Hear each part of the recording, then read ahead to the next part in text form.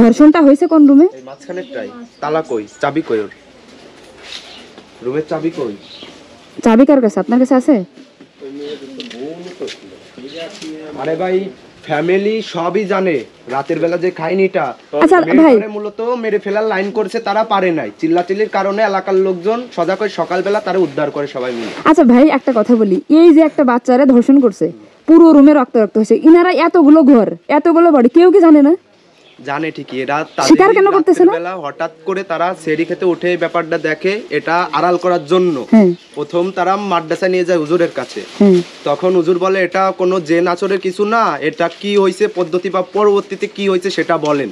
প্রথমের খায়নি, তারা বলে না, তার ব্যাগ আনে তারা ওটা মানে মানসিক কায়দায় হাসপাতালে নিয়ে যায়, বাসায় বলে না। তারা মেয়ের যে ফ্যামিলি তাদের কাছে বলে না, হাসপাতালে নেওয়ার পরে সেই ব্যাপারটা এনারা তাকে ভর্তি করে দিয়ে তার স্ত্রী প্লাস তার স্বামী হলো পলাই যায়, ছেলের বাবা এবং মা।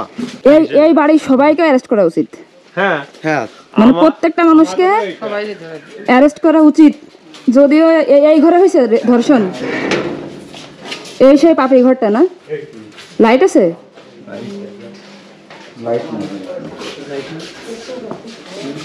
এই ঘরে ঢুকতে কেমন জানি বুকের ভিতরে ছাদ করে উঠলো।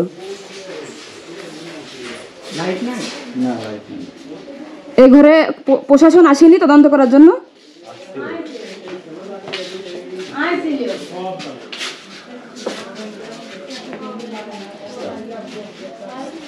প্রথমে আপনাদের সরকারি লোক আইছে থেকে, তারা প্রথমে আসে সব উলটপালট ধর্ষণ কি এখানে হয়েছে? এই যে এখানে নিচে রক্ত ছিল কি এখানে? আমি বাড়ি ছিলাম না, আমি দেখিনি, আমার তাকে বলিও নেই। আমার সে নাকি নিচে পড়েছিল, আমি শুনলাম যে নিচে পড়েছিল মা। আর আপনার যে ছেলে হিট্টু, মানে হিট্টু নাকি গিট্টু নাম, যে ধর্ষণের মানে যাকে বলা হচ্ছে, এর নাকি চরিত্র খারাপ, এটা কি সত্যি? আপনি বলেন, আপনি তো মা, এটা আপনি এর আগেও নাকি সে এরকম কাজ করেছে, এটা কি সত্যি? এরকম কাজ করি নেই। এই যে আমি কিন্তু এটা আসলে জেনের আচরণ না, এটা ধর্ষণ করা হয়েছে তাকে। এদিকে আসেন। আপনার ছেলে কোন রুমে থাকে? ওই যে হিট্টু, তাকেও অনেক মারধর করা হয়। মানে হিট্টু যে হিটু আমার বিটা বল আর ছেলে এই ঘরে থেকে, আর এই মধ্যে থাকে আমার সজীবীর ঘর। আর এই যে এই রুমে হলো বাসার মধ্যে ঢোকাই দেয়। এই ঘটনা তার সাথে করতে না পারে রাত 2টার পরে। এই যে এই রুমে আমার করোনাতে ছেলে থাকে, তারে বিয়ে দিই। তারা পলাই যায়। এখন কি 3 জনকে ধরে নিয়ে গেছে? হ্যাঁ, এখন আপনার ছেলে, আমার ছেলেরে কালকে ধরাই দিছি মা, কালকে ধরাই দিছি। কালকে প্রথমে যারা আইছিল থানা থেকে, তাদের কাছে এসে দারোগার কাছে আমরা দিয়ে দিছি। আর আপনার ছেলে যদি ধর্ষণ করে থাকে, আপনি কি তার ফাঁসি চান? হ্যাঁ হ্যাঁ, আমি চাই। ঠিক আছে, যদি আপনারা রিপোর্টে যদি যায় পান, আমি তার এখন আপনার যে পুতা ছেলে, সাজা চাই। আপনার যে পুতা ছেলে, সে তো স্বীকার করছে যে তারা বাপ ছেলে মিলে ধর্ষণ করছে, তাহলে কি হবে?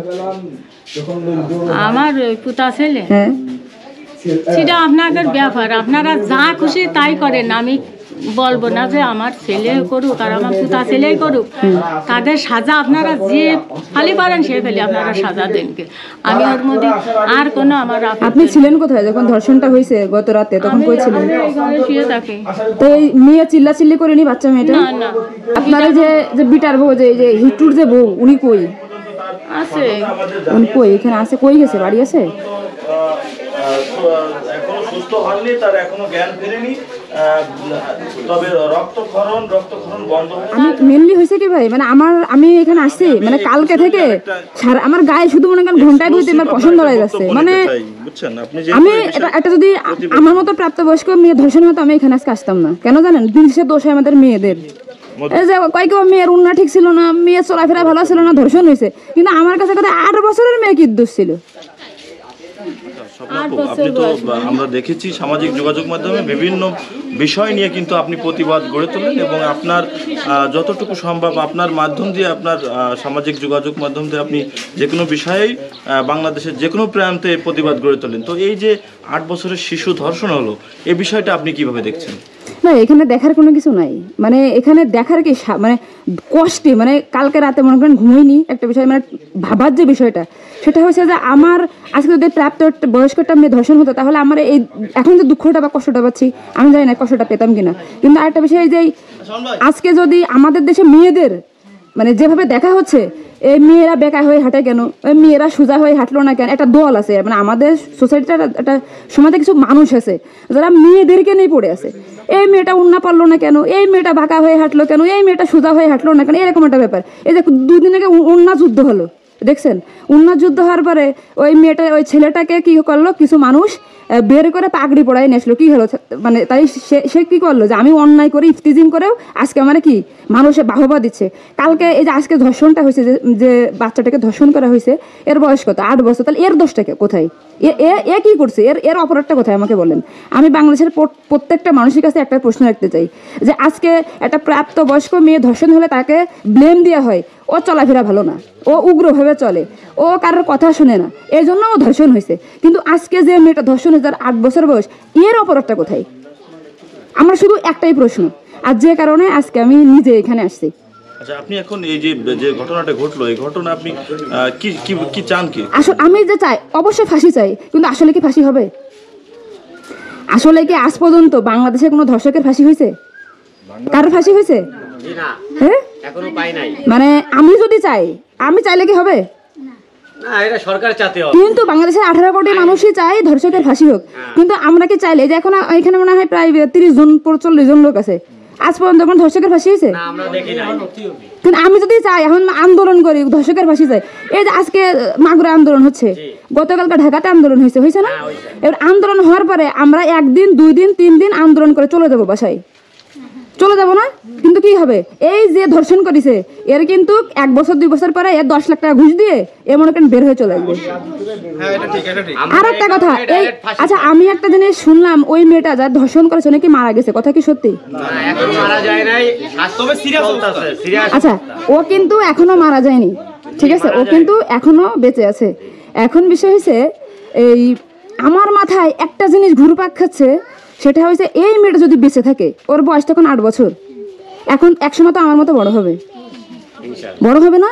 এখন যখন রাস্তা দিয়ে হাঁটবে তখন ওরা বলবে এ তুই না ধর্ষণ হয়েছিলি, জি জি, এই কথা বলতেই পারে, বলবে না? হ্যাঁ, সাধারণ। যখন ও তো ছোট, ও যে এখন ধর্ষণ হলো, ও যদি বেঁচে থাকে বড় হয়, ওর অপরাধটা কি আমাদের বলেন তো?